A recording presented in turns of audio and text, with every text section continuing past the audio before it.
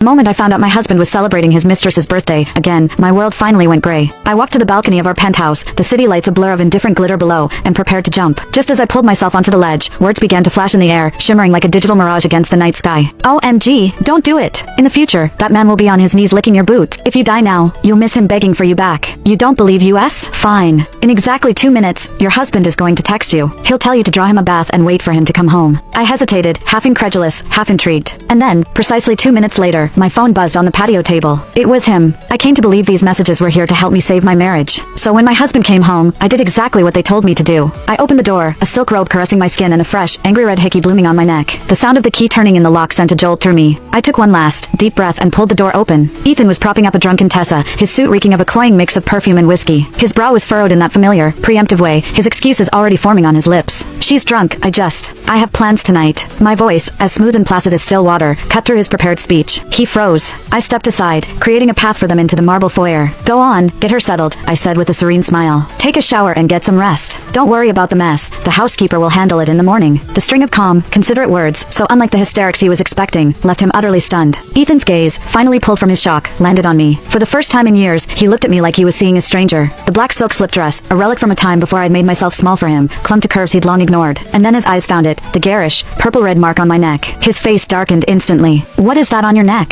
The question was a low growl, laced with a tremor I hadn't heard in his voice since we were young and still afraid of losing each other. I instinctively raised a hand to cover the spot, my eyes darting away in a practiced display of panic. It's nothing. A mosquito bite, probably. Without giving him another glance, I grabbed my purse from the sofa, slipped on my heels, and walked past him. Where are you going? He demanded, his voice tight with a rage he was barely suppressing. I didn't turn back, giving him nothing but the sway of my hips and the sharp click of my heels on the floor. The moment I was outside, the cool night air hit me, and my carefully constructed composure crumbled. I leaned against the brick exterior of our building, my heart hammering against my ribs. Comments, I whispered to the empty street. Did I do the right thing? Instantly, the shimmering text flooded my vision, wrapping around me like a comforting blanket. The right thing? Girl, you killed it. You are the queen. Did you see the look on his face? I could watch that on a loop forever. Priceless. You've been too good for too long. He got so used to it, he thought you had nowhere else to go. Remember the rule. Good girls get a pat on the head. Bad bitches get everything. I thought of the shock and raw, possessive anger on Ethan's face, a flicker of the man who once cared. And I knew, with a certainty that settled deep in my bones, that the comments were right. You have to commit. Go to a club. Someplace he can't find you. A club? I was the kind of woman who apologized when someone else bumped into me. But the words felt like 1,000 invisible hands, pushing me forward into the night. The music was a physical force, a wall of sound that vibrated through my bones. Strobe lights fractured the darkness, catching glimpses of bodies writhing on the dance floor. I huddled in a corner booth, clutching a cocktail I hadn't touched. Don't be scared, honey. You're gorgeous. Own it. Feel the beat. Let yourself go. Swept up by their encouragement and the intoxicating energy of the room.